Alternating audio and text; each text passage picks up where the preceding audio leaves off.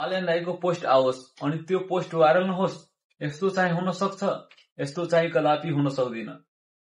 हिजो रातिको 12 बजे उहाँले एउटा पोस्ट गरेका थिए अनि त्यो पोस्ट गरेकै आधी घण्टा भित्रै उहाँले त्यो पोस्ट डिलिट गर्नु दिनुभयो।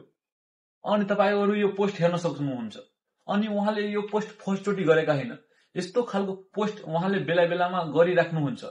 चाहे त्यो सिंहदरबारमा आगो लगाइदिन्छु, चाहे संसद भवन भत्काइदिन्छु, यस्तो खालको पोस्टहरू उहाँले गरिराख्नुहुन्छ बेला बेलामा। उहाँको समर्थकहरू उहाँले तारिफ पनि गर्नुहुन्छ कि बालेन दाईको चिल एटिट्युड हो, राम्रो हो, बिन्दास हो। उहाँको यो एटिट्युडहरू मन पनि पर्छ। तर आज सामाजिक सञ्जालमा एउटा क्वेशन उठाएको छ कि बालेन दाईले त्यो पोस्ट किन डिलिट गर्नुभयो। अहिले सामाजिक सञ्जालमा बालेन दाईको धेरै आलोचना भइरहेछ। अनि तपाईहरुलाई के लाग्छ, उहाँले यस्तो खालको पोस्ट किन गर्नुभएको होला? अनि त्यो पोस्ट गर्यो त गर्यो, अनि त्यो पोस्ट डिलिट किन गरिदिनु भयो आधी घण्टामा? तपाईहरु यो पोस्टमा हेर्न सक्नुहुन्छ। यो पोस्टमा सबैलाई गाली गरेको छ, सबै देशलाई गाली गरेको छ। यानी कि जुन पडोसी देशहरू छ उनीहरूलाई गाली गरेका छन्।